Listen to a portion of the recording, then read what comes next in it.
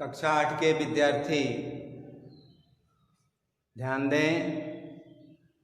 एक बार फिर online class में आप सबका स्वागत। मैं ओम प्रकाश, हिंदी अध्यापक, जनता इंटर कॉलेज महरुआ गोला। प्यारे बच्चों, अपराजिता पाठ आपका अभी चल ही रहा है, लेकिन आज जो शेष बचा हुआ है उसे पूरा करने के लिए हम ब्लैक बोर्ड पर सब संकेत लिख दिए हैं कि मैंने जब एक कविताएं देखी, वहाँ से पैराग्राफ शुरू हो रहा है और अंतिम पैराग्राफ 30 नंबर पेज पर खोल भी देता है, यानी एकदम लास्ट। और कुछ इसमें कठिन शब्द हैं, अंग्रेजी के शब्द हैं, उनका हमने माने भी लिख दिया है। देखें, अभिशाप माने बड़ा साप, यानी जिसे कहते हैं आप श्राप लगा है। आर्थोपैडिक अंग्रेजी शब्द है, यानी हड्डियों से संबंधित रोग। उपचार माने इलाज। जीरा बख्तर ये लोहे से बना हुआ एक कवच होता है। छत बिछत माने बुरी तरह से घायल, छिन्न भिन्न। आभा मंडित तेज से भरा हुआ। लेदर माने चमड़ा। पोलियो एक संक्रामक रोग है जिसे लग जाता है, छोटे बच्चों को प्रायः होता है तो उनका एक अंगहीन हो जाता है। आज इस पोलियो के उन्मूलन के लिए केंद्र सरकार, भारत सरकार, उत्तर प्रदेश सरकार, सभी लोग संयुक्त रूप से अभियान चला करके इसको भारत से पोलियो मुक्त करने का बीड़ा उठाया है। आज आप अपने गांव में देखते होंगे, आंगनबाड़ी की कार्यकर्त्रियां, सहायिका इत्यादि आते हैं और बीच बीच में कैंप लगा करके छोटे बच्चों को पोलियो का ड्रॉप पिलाया जाता है कि जिससे वह विकलांग ना होने पाए।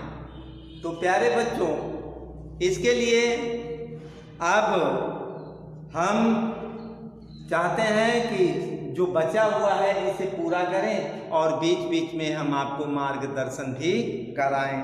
तो देखें, मैंने जब ये कविताएं देखी, किसकी कविता?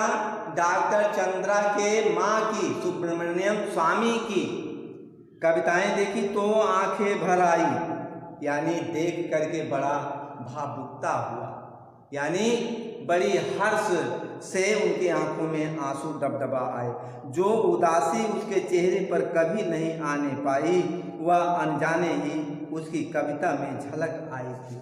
यानी चंद्रा ने भी कविता जो लिखा था, जो कभी उसके चेहरे पर वो दिखाई न पड़ा हो, उसका भाव न दिखाई पड़ा हो कि वो अपने जीवन से उदास है, लेकिन कविता में उसने इस तरह से पिरोया था कि जिसमें उसके सारे दुख व्यक्त हो रहे थे। फिर उसने अपनी कढ़ाई बुनाई के सुंदर नमूने दिखाए, यानी इतना ही नहीं कि केवल पढ़ाई में, विज्ञान में ही, बल्कि शिल्प के क्षेत्र में भी, कढ़ाई बुनाई के क्षेत्र में भी वह लड़की सबसे आगे थी। लड़की के दोनों हाथ जैसे दोनों पैर का भी काम करते हो, यानी विकलांग बच्चों को आप देखते होंगे, वह चौपाया की तरह, छोटे बच्चों की तरह, शिशुओं की तरह चलते हैं, पैर के घुटनों के बल और हाथ के बल चलते हैं, निरंतर मशीनी खटखट में चलते रहते हैं। यानी वो इतनी एक्टिविटी उसके अंदर थी, चपलता थी, बिजली की तरह हरदम काम किया करती थी। जर्मन भाषा में माता पुत्री दोनों ने मैक्स मूलर भवन से विशेष योग्यता सहित परीक्षा उत्तीर्ण की। गर्ल गाइड में राष्ट्रपति का स्वर्ण कार्ड पाने वाली वह प्रथम दिव्यांग बालिका थी। कौन? ये डॉक्टर चंद्रा, यानी प्रधानमंत्री के द्वारा उसे यह पुरस्कार मिला हुआ था। यही नहीं, भारतीय एवं पाश्चात्य संगीत दोनों में उसकी समान रुचि है, यानी कि भारतीय संगीत क्या है और पश्चिमी देशों में, विदेशों में कौन सी संगीत गाई जाती है, उसके प्रति भी उसका लगाव देखने को मिला।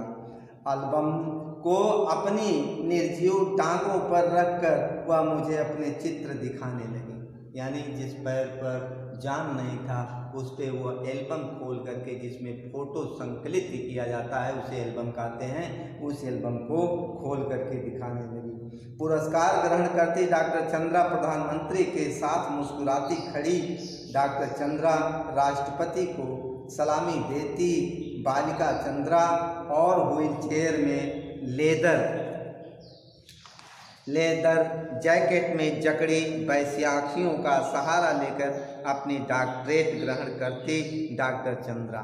यानी वो बैसाखी के सहारे झुक करके उसी के सहारे और वो पुरस्कार ग्रहण कर रही थी, ले रही थी। मेरी बड़ी इच्छा थी मैं डॉक्टर बनूं, मैं अपंग डॉक्टर मेरी वर्गीज के सफल जीवन की कहानी पढ़ चुकी थी।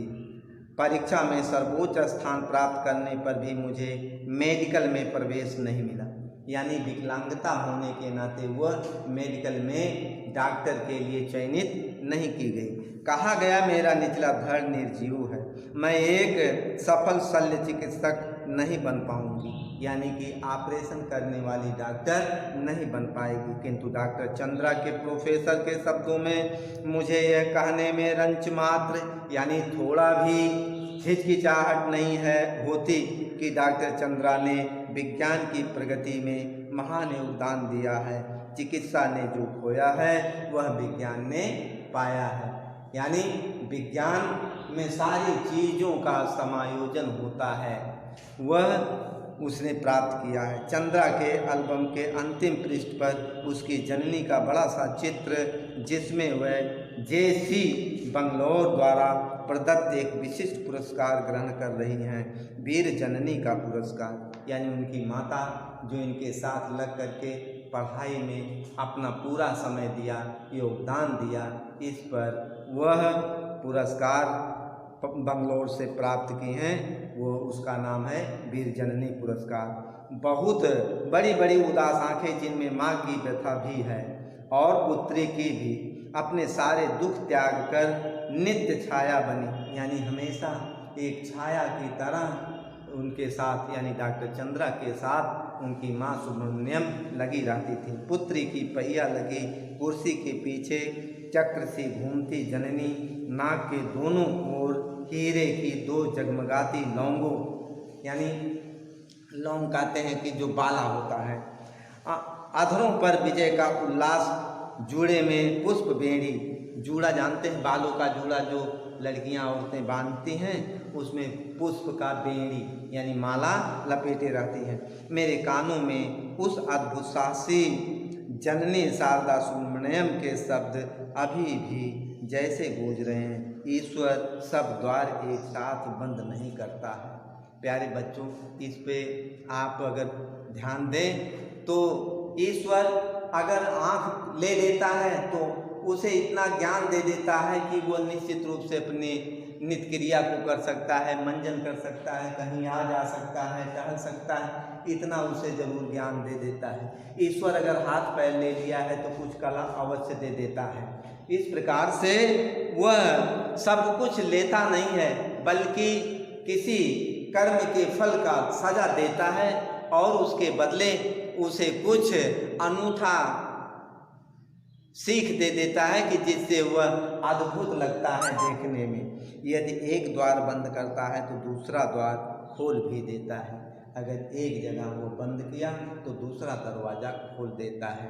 तो प्यारे बच्चों, इस प्रकार से आप अपनी लगनशीलता के साथ अपने ऊंचे स्थान को प्राप्त करें, अच्छे अंक को प्राप्त करें, यही मेरी कामना है। धन्यवाद।